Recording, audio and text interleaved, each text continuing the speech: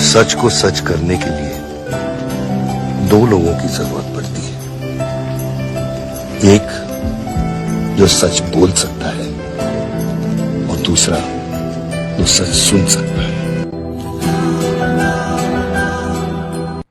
प्यारे दोस्तों, मैं आपका दोस्त, मैं आपका भाई टिंकू कुमार चौरसिया, फिर से हम अपने YouTube चैनल और Facebook पेज पर आप लोगों का मोस्ट वेलकम करते हैं। तो आज हम आपसे मानव के अमाशय के बारे में बताने जा रहे हैं, जिसमें कि हम पिछले वीडियो में आपको ग्रास नली तक बताए थे। और ग्रास नली के आगे का जो भाग होता है जिसे हम अमाशय कहते हैं, ये जो है आहार नल का सबसे चौड़ा भाग होता है। ये जे के आकार का होता है। अभी ABCD यानी अल्फाबेट की बात करें तो अल्फाबेट में ये जे के आकार का होता है। इसी टॉपिक को हम बारी बारी से समझने की कोशिश करते हैं। बहुत ही इंटरेस्टेड और बहुत ही इंपॉर्टेंट टॉपिक है, जो कि आपको हर एक कॉम्पिटिटिव एग्जाम में, जैसे नीट, पैरामेडिकल और वगैरह वगैरह एग्जाम में आपको काम देगा। इसको एकदम कॉन्शियस होके, सीरियस होके हम ध्यान से देखने की कोशिश करते हैं। तो ये जो अमाशय है, आखिर हमारे पाचन तंत्र में क्या काम करता है? तो इससे पहले ये जो संरचना देख रहे हैं, ये संरचना, इस संरचना का नाम हम बताए थे, ये ग्रास नली। जब भोजन ग्रास नली से आता है, फिर नीचे की ओर आता है, जिस थैली में आता है उसी थैली का नाम होता है अमाशय। अब अमाशय जो है 3 भागों में बटा हुआ है, जिसको हम देख सकते हैं। पहला जो होता है कार्डियक होता है, कार्डियक पार्ट, दूसरा होता है फंडिक और तीसरा होता है पाइलोरिक।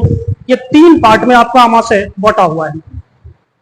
अब ये जो कार्डियक पार्ट है, ये कार्डियक पार्ट आपको ओसोफेगस से जोड़ने का काम करता है, ओसोफेगस से।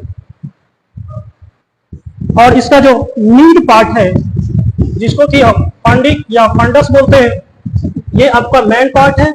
और पाइलोरिक भाग जो है, ये आपका छोटी आंत से जोड़ने का काम करता है। अब इसके आंतरिक दीवार में, अमाशय की आंतरिक दीवार में जठर ग्रंथि पाया जाता है, जिसको हम गैस्ट्रिक ग्लैंड कहते हैं। अब गैस्ट्रिक ग्लैंड से जो है आपका, गैस्ट्रिक ग्लैंड से गैस्ट्रिक जूस रिलीज होता है, यानी जिसको हम जठर रस बोलते हैं, जठर रस।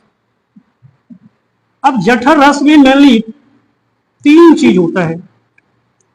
आपसे पूछा जाएगा जठर रस में क्या सब होता है, तो आपको बताना है सबसे पहले HCl, दूसरा होता है आपका म्यूकस और तीसरा होता है पैप्सिनोजेन, पैप्सिनोजेन।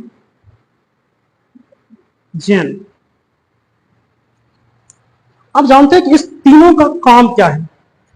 HCl तो जान रहे हैं, ये हाइड्रोक्लोरिक अम्ल है, जिसका कि pH वैल्यू 2 से 3 होता है, यानी ये उच्च अम्लीय होता है।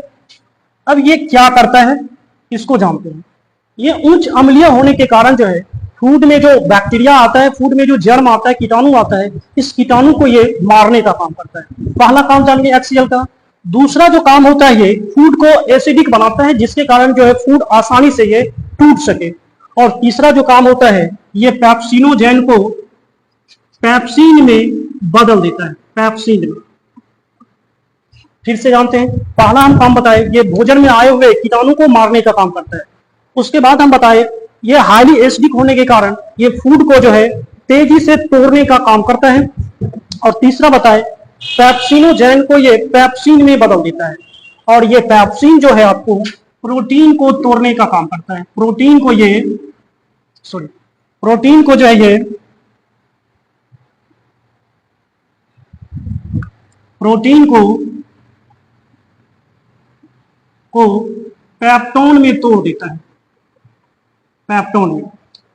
अब इसके आगे बात करें, हमारे पेट में भी तुरंत बताए, यानी हमारे अमाशय में जो HCl होता है, ये बहुत ज्यादा अम्लीय होता है। इस अम्लीय की अम्लीयता को हमारे स्टोमक को नुकसान ना पहुंचे, इसलिए हमारे जठर रस में म्यूकस होता है। और म्यूकस होता है एक चिपचिपा पदार्थ होता है, जो हमारे स्टोमक के वाल को प्रोटेक्ट करता है HCl के प्रभाव से।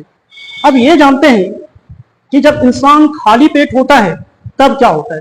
जब इंसान खाली पेट होता है तो भोजन पेट में नहीं होता है, और पेट में भोजन ना होने के कारण जो है आदमी को ये बूंद बूंद टपकते रहता है HCl, और HCl के टपकने के कारण जो है यहाँ के जो स्किन देख रहे हैं, ये आंतरिक स्किन, इंटरनल स्किन जो है स्टोमक का, ये धीरे धीरे हार्ड होकर धीरे धीरे ये घाव का रूप ले लेता है और फाइनली पैप्टिक अल्सर हो जाता है, यानी पेट में कैंसर का रूप ले लेता है। इसलिए हमें कभी भी खाली पेट नहीं रहना चाहिए, कुछ ना कुछ खा के बाहर निकलना चाहिए, ताकि अभी हमारे पेट में फूड रहेगा, हमारे स्टोमक में भोजन रहेगा, तो ये HCl जो है, जठर रस जो है, आपको भोजन पे गिरेगा और पेट को नुकसान नहीं करेगा। अब सवाल ये आता है कि किन में ये ज्यादा होता है, मेल में आखिर ज्यादा होता है ये पैप्टिक अल्सर या फीमेल? आपको याद रखना है कि ज्यादा करके ये फीमेल होता है, क्योंकि फीमेल जो होता है यानी मादा जो होता है, लड़कियां जो होती है, लड़का के कंपेयर में ज्यादा फास्टिंग करते हैं, ज्यादा पूजा पाठ में विश्वास करते हैं, और पेट खाली रहने के कारण जो है उनके पेट में HCl बूंद बूंद करके ये टपकते रहते हैं, और बूंद बूंद टपकने के कारण जो है उनके पेट में पैप्टिक अल्सर हो जाता है। आप ऐसा गांव घर में देखते होंगे, लड़का से ज्यादा यानी पुरुष से ज्यादा महिला पूजा पाठ करती है, जो कि साइंटिफिक रीजन से देखा जाए तो ये नुकसानदायक है। ये हम आस पड़ोस में देखते आ रहे हैं। तो आपसे पूछा जाएगा कि पैप्टिक अल्सर मेल के कंपेयर फीमेल में क्यों ज्यादा होता है, तो बताना है आपको कि पूजा पाठ में ये फीमेल जो है ज्यादा एक्साइटेड आता है, इसलिए ऐसा होता है। तो ये हम स्टोमक के बारे में जान गए। स्टोमक के बाद जो आपका टॉपिक आता है, छोटी आंत आता है। ये छोटी आंत, तो छोटी आंत के बारे में हम बात करते हैं, और यही छोटी आंत जो है आपका भोजन का यहीं पर कंप्लीट डाइजेशन होता है, कंप्लीट पाचन होता है। किसी चीज को हम जानने की कोशिश करते हैं। अब स्मॉल इंटेस्टाइन की छोटी आंत की जो लंबाई होती है, छोटी आंत की लंबाई जो है आपका 6 से 8 मीटर होता है, नोट सेंटीमीटर। आपको याद रखना है 6 से 8 मीटर होता है। नाम है छोटी आंत, लेकिन ये बड़ी आंत की तुलना में ज्यादा लंबा है। अब पूछेगा कि बड़ी आंत का नाम बड़ी आंत क्यों पड़ा और छोटी आंत का नाम छोटी आंत क्यों पड़ा? इसकी जो नाम रखा गया, इसकी मोटाई के आधार पर रखा गया, इसके डायमीटर के आधार पर रखा गया है। इसलिए हमें कंफ्यूज नहीं होना है कि छोटी आंत जो है छोटी होगा और बड़ी आंत बड़ी होगा, ऐसा कुछ भी नहीं है। इसकी इसके डायमीटर के आधार पर इसका नामकरण किया गया है। हम जानते हैं कि छोटी आंत 3 हिस्सों में बटा होता है।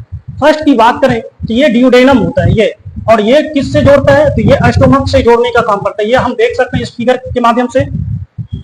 स्टोमक और छोटी आंत को जोड़ने वाले भाग को हम ड्यूडेनम कहते हैं। ड्यूडेनम के बाद जो है आपका ये जेजुनम, और जेजुनम के बाद जो है इलियम है। इलियम जो है बड़ी आंत से जोड़ता है, लार्ज इंटेस्टाइन से जोड़ता है। इंटेस्टाइन, लार्ज इंटेस्टाइन से जोड़ने वाले छोटी आंत के भाग को हम क्या कहेंगे? तो आपको बताना है इलियम।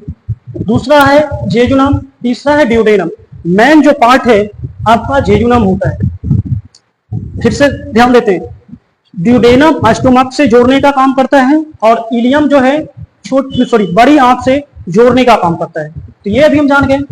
अब जानते हैं कि अभी हम गलती से भूल जाएंगे कि छोटी आंत में कितने पार्ट है और क्या नाम है, तो इसको हम एक ट्रिक के माध्यम से, एक फॉर्मूला के माध्यम से इसको याद बेहिचक रख सकते हैं। तो क्या है फॉर्मूला? तो एक लड़का लड़की जो है गांव घर में शादी में देखते होंगे, लड़की जो है ज्यादा करके डीजे का शौकीन होता है। तो लड़की जो है एक लड़का से पूछता है क्या फलाने की शादी में डीजे आई?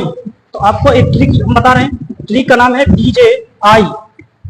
डीजे आई का मतलब होता है D for duodenum, J for jejunum, I for ileum. फिर से समझते हैं, D for duodenum, J for jejunum, I for ileum, DJ I. ये हमारा ट्रिक है, इस ट्रिक के माध्यम से हम याद रख सकते हैं। अब चलते हैं इसके अंदर क्या घटना घटता है। इसके अंदर जो है भोजन का कंप्लीट डाइजेशन कैसे होता है, इस चीज को समझते हैं।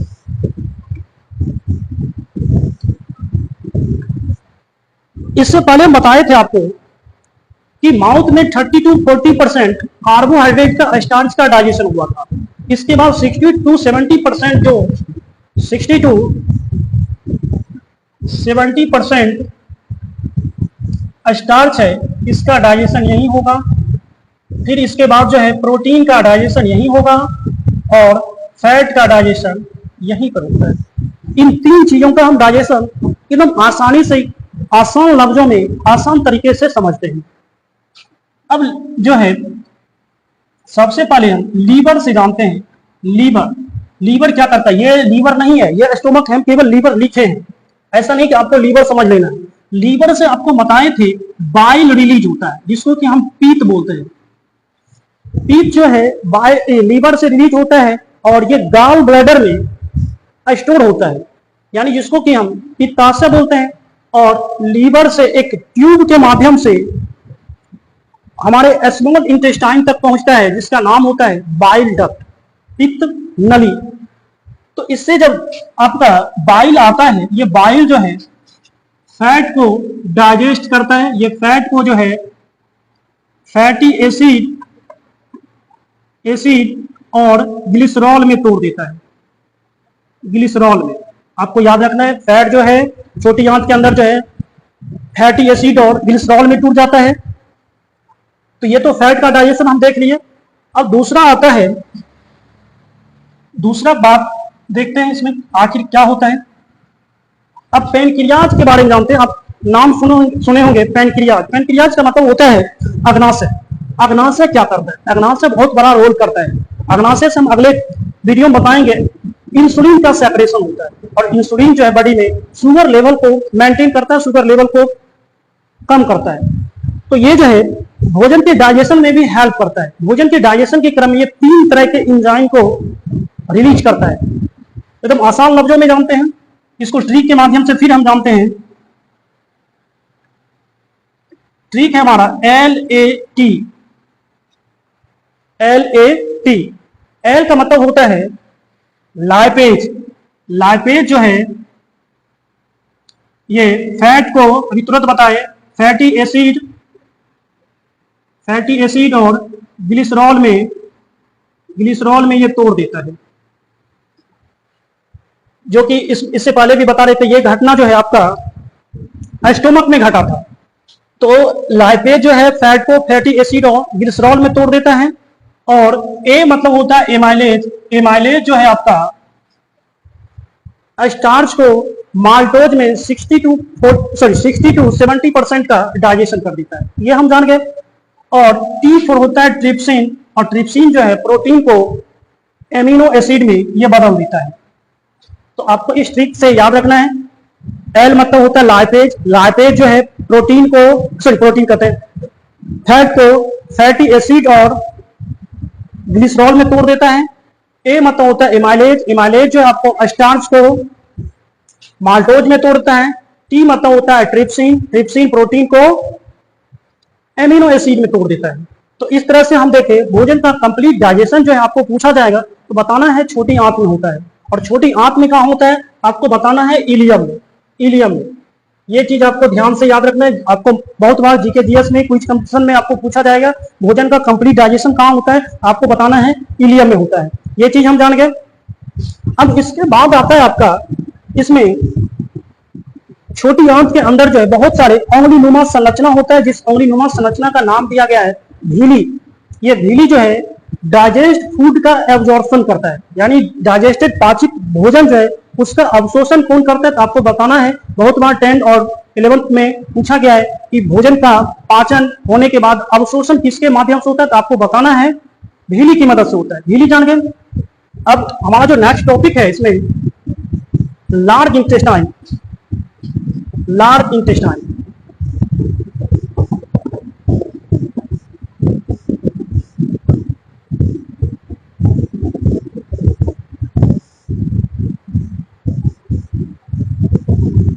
ये इस पर हम बात करते हैं। ये लार्ज इंटेस्टाइन, ये जो देख रहे हैं ये संरचना, यही लार्ज इंटेस्टाइन है।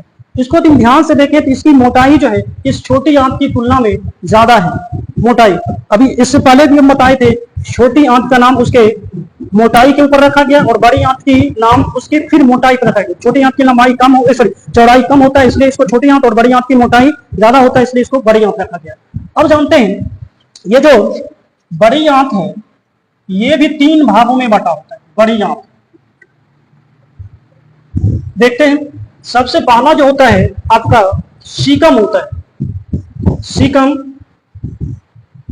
सीकम सीकम दूसरा होता है कोलन, कोलन, और तीसरा होता है रेक्टम, रेक्टम।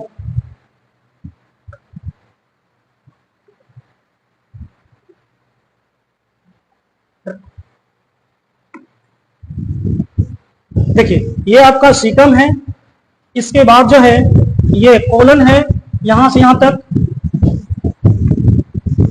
ये जो भाग है ये सीकम है, ये कोलन है, और ये जो भाग है इसी को रेक्टम कहते हैं। फिर से समझते हैं, छोटी आंत और बड़ी आंत को जोड़ने वाले भाग को हम सीकम कहते हैं। ये जो है ये छोटी आंत से कनेक्ट करता है, सीकम जो है, सीकम ये छोटी आंत से जोड़ता है, छोटी आंत से, और यहीं पर एक कीट के जैसा संरचना पाया जाता है जिसको कि हम अपेंडिक्स कहते हैं। अब अपेंडिक्स क्या करता है, ये हमारे पूर्वज में क्रियाशील हुआ करता था, लेकिन वर्तमान समय में ये अवशेषी अंग बन के रह गया है, इसका हमारे बॉडी में कोई यूज नहीं है, ये वेस्टिजियल ऑर्गन है।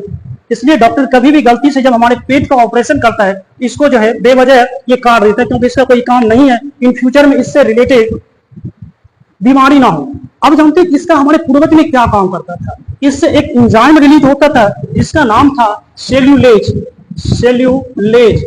ये अपेंडिक्स है, इसका पूरा नाम होता है vermiform appendix, vermiform appendix, appendix.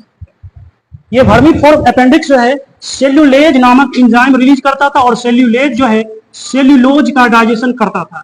जब हम लोग के पूर्वज कच्चा चीज कंदमूल खाता था, तो कंदमूल के जो कोशिका भित्ति होता है, ये तो हम जानते हैं कि पादप की कोशिका भित्ति किसका बना होता है, तो सेल्यूलोज का। सेल्यूलोज का डाइजेशन करने के लिए वर्मीफॉर्म अपेंडिक्स से एक सेल्यूलेज नामक एंजाइम रिलीज होता था, इसका पाचन करता था।